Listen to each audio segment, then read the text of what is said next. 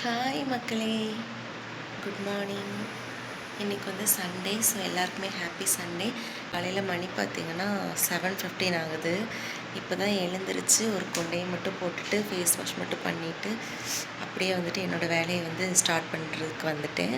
எனக்கு வந்து coffee tea குடிக்கிற பழக்கம் கிடையாது. பிள்ளைங்களுக்கு மட்டும் பால் காய்ச்சி அதை வந்து ஆற வச்சு பிள்ளைங்களுக்கு கொடுப்பேன். இனிமேல் தான் வந்துட்டு பால் வந்து காய்க்க போகிறேன். பிள்ளைங்க இன்னும் தூங்கிட்டு தான் இருக்கிறாங்க. இனிமேல் வந்து பிள்ளைங்களுக்கு பால் காய்ச்சிட்டு இந்த டே வந்து எப்படி போகுது அப்படிங்கிறத இந்த வீடியோவில் நான் வந்து காட்டுறேன். வாங்க வீடியோக்குள்ளே போகலாம். காலையிலே வீட்டுக்கு முன்னாடி பார்த்திங்கன்னா பயங்கர வெயில். பால் வந்து காய்ச்சிட்டேன். பால் காய்ச்சிட்டு பிள்ளைங்களுக்கு கொடுக்க போகிறேன். பாலை வந்து நல்லா சீனி போட்டு ஃபஸ்ட்டு ஆற்றி வச்சுக்கிடுவேன்.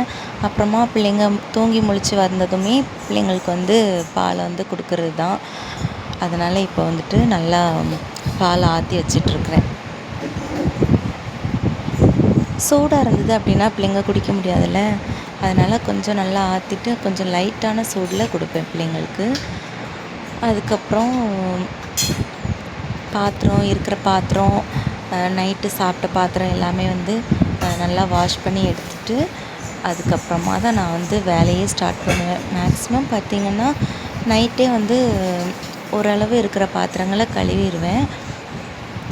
அதுக்கப்புறம் கொஞ்சம் நீட்டாக தான் மெயின்டைன் பண்ணுவேன். எனக்கு வந்து அப்படியே சாப்பிட்டது எல்லாமே அப்படி இருந்ததுன்னா காலையில் எழுந்திரிச்சி வேலை பார்க்கும்போது ரொம்ப அதிகமாக வேலை பார்த்த மாதிரி இருக்கும். அதனால் நான் வந்து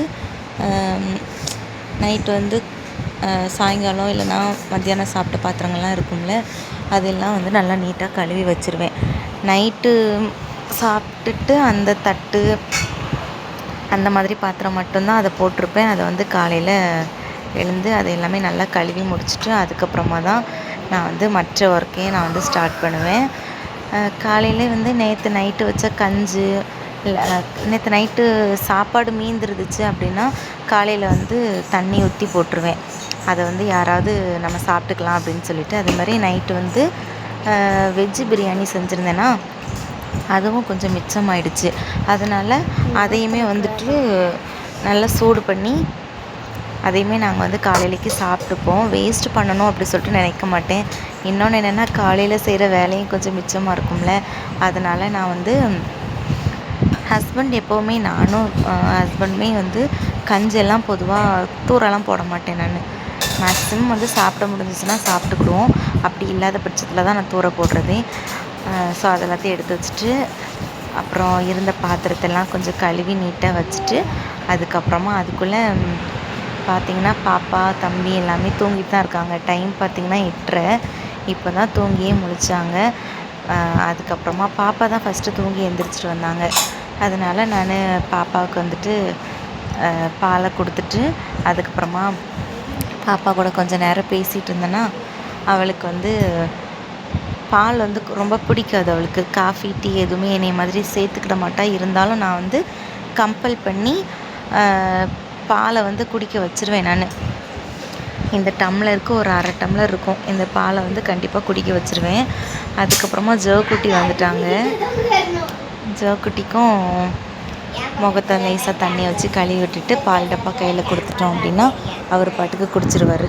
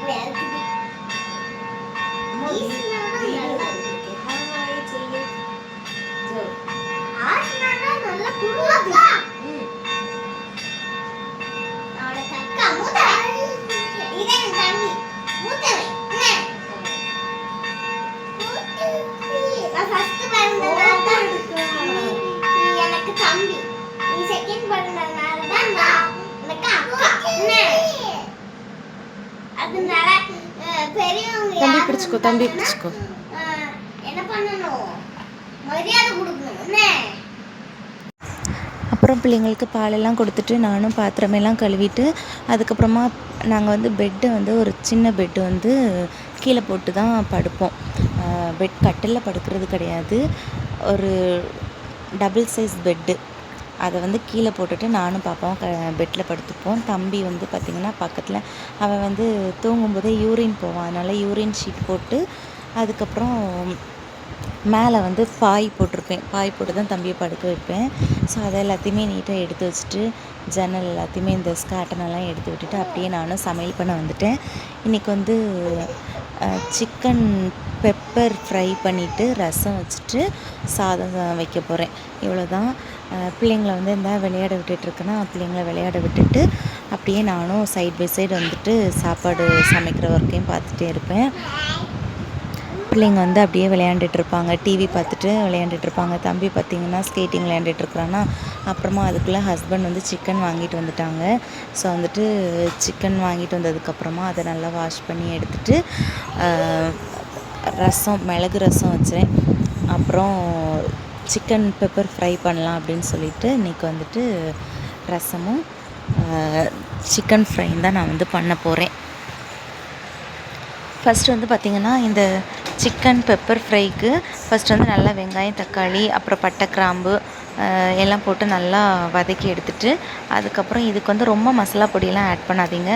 ஒரு தேவையான அளவுக்கு காரத்தூள் சேர்த்துட்டு அதுக்கப்புறம் காரத்தூள் வந்து ரொம்ப சேர்க்காதீங்க. ஏன்னா மிளகு ஆட் பண்ணுறதுனால காரத்தூள் ரொம்ப சேர்த்தோம் அப்படின்னா ரொம்ப அப்புறம் காரமாயிரும். அதனால் ஒரு கரம் மசாலா ஒரு 1/2 டீஸ்பூன் சேர்த்துட்டு அதுக்கப்புறம் மல்லித்தூள் வந்து ஒரு 1/2 டீஸ்பூன், மஞ்சள் பொடி ஒரு 1/4 டீஸ்பூன் சேர்த்து நல்லா கிளறி எடுத்துகிட்டு அதுக்கப்புறம் ஃபைனலாக மிளகு பொடி சேர்த்து மல்லி இலையும் சேர்த்து நல்லா கிளறி இறக்கிட்டோன்னா சூப்பராக இருக்கும். மஸ்ட்டாக ட்ரை பண்ணி பாருங்கள். அப்புறம் நாங்கள் வந்து எங்கே கிளம்புறோம் அப்படின்னா சர்ச்சுக்கு தான் போகிறோம். ஏன்னா சண்டே அப்படிங்கும்போது கண்டிப்பாக எல்லாருமே வந்துட்டு சர்ச்சுக்கு போவோம். ஸோ நானுமே காலையில் வந்துட்டு எல்லா ஒர்க்கையுமே முடிச்சுட்டு அப்படியே சர்ச்சுக்கு வந்துட்டு கிளம்பிகிட்ருக்கோம்.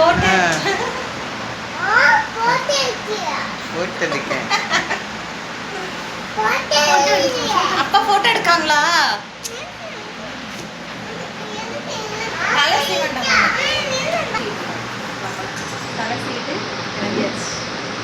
எங்கே போகிறோம் பாப்பா?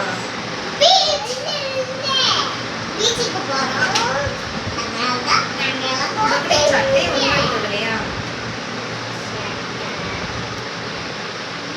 சட்டை ஒழுங்காக எடுத்துலையா? அது ஸ்டைல்.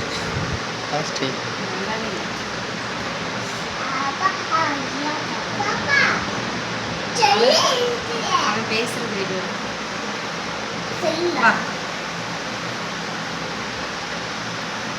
செல்லு பாஸ்வேர்டே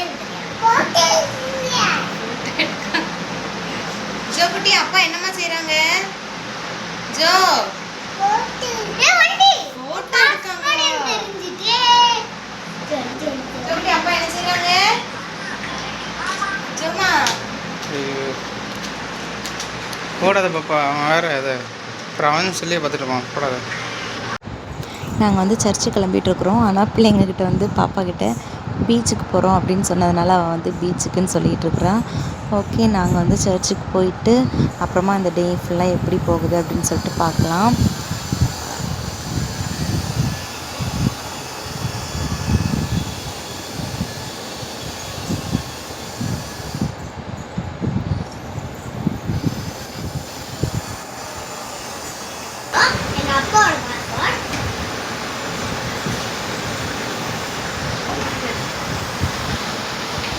தம்பிக்கு பாப்பாவுக்கு எல்லாருக்கும் நல்லா பவுடர்லாம் போட்டு கிளம்பிகிட்ருக்கோம்.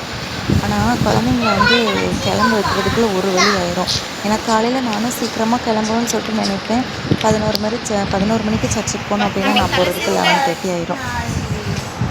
ஏன்னா பிள்ளைங்களுக்கு காலையில் சாப்பாடு ஊட்டுறது நானும் படப்படன்னு சொல்லிட்டு சமையல் வேலையெல்லாம் பார்த்துட்டு பிள்ளைங்களுக்கு சாப்பாடெல்லாம் கொடுத்துட்டு அப்புறமா பிள்ளைங்களை குளிக்க வச்சு கிளம்பி போகிறதுக்கு ரொம்ப டைம் ஆகிடுது.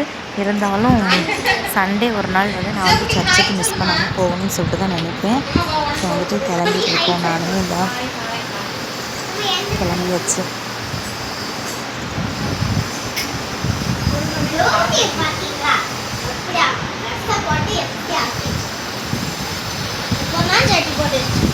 அதுக்குள்ளே இன்னொரு ஜட்டி போடுறது. ஜோக்குட்டியோட சிரிப்பாக தான் இருக்கும். ஆனால் கரைச்சலே பண்ண மாட்டான். அவன் கூட வந்து நம்ம எல்லோரும் சேர்ந்து விளையாண்டுட்டு இருந்தோம் அப்படின்னா அவன் கூட எல்லோரும் இருந்தாலே போதும், அவன் வந்து நல்லா ஹாப்பியாக ஃபீல் பண்ணுவான். அழமாட்டான். நல்ல ஒவ்வொரு பிள்ளைங்க மாதிரி கரைச்சல்லாம் பண்ண மாட்டான். நல்லா விளையாண்டுகிட்டே இருப்பான். ஆனால் அவன் கூட யாருமே இல்லை, நான் வந்து ஏதாவது ஒரு வேலை பார்த்துட்ருக்கேன், இவன் தனியாக இருக்கான் அப்படின்னா தான் என்னை வந்து ரொம்ப டிஸ்டர்ப் பண்ணிகிட்டே இருப்பான். அம்மா தூக்கு தூக்கு தூக்குன்னு சொல்லிகிட்டே இருப்பான். ஃபோன் யாரும் பாப்பா எனக்கு பாஸ்வேர்ட் தெரியும். உனக்கு தெரியுமா? தெரியாது. கிளம்புற நேரத்தில் என்ன பண்ணிகிட்டு இருக்காரு பாருங்க ஜோக்குட்டி. உட்காந்து விளையாட ஆரம்பிச்சிட்டான். என் பொண்ணு வந்து ஒரு விளாகராகவே மாறிட்டான்னு நினைக்கிறேன். ஏன்னா நாங்கள் மேக்ஸிமம் வந்துட்டு வீடியோ எடுக்கும்போது என் ஹஸ்பண்ட் தான் எனக்கு வந்து ஹெல்ப் பண்ணுவாங்க வீடியோ எடுக்கிறதுக்கு. அதை பார்த்துட்டு என் பொண்ணு என்ன பண்ணுவா, என் பொண்ணு என்ன பண்ணுவா பார்த்தீங்கன்னா, என் ஹஸ்பண்டோட ஃபோனை வாங்கி வச்சுக்கிட்டு இந்த மாதிரி தான் அம்மா ஹாய் சொல்லுங்கன்னு சொல்லிட்டு என்னையும் சேர்த்து விளாக் எடுத்துகிட்ருப்பா. ஓகே ஃப்ரெண்ட்ஸ், நாங்களும் சர்ச்சுக்கு போயிட்டு வரோம். சர்ச்சுக்கு போயிட்டு வந்து அப்படியே மாமியார் வீட்டுக்கும் போயிட்டு அப்படியே நாங்கள் வீட்டுக்கு வந்துட்டோம். வந்துட்டு ஈவினிங் ஆகிடுச்சு வர்றதுக்கு. வந்துட்டு நல்லா ரெஸ்ட் எடுத்துகிட்டு காலையில் பாப்பாவை ஸ்கூலுக்கு கிளப்பி விட்டாச்சு. இன்னொரு வீடியோவில் பார்க்கலாம் ஃப்ரெண்ட்ஸ். வீடியோ பிடிச்சிருந்துச்சுன்னா மறக்காமல் லைக் அண்ட் சப்ஸ்கிரைப் பண்ணுங்கள். பாய்.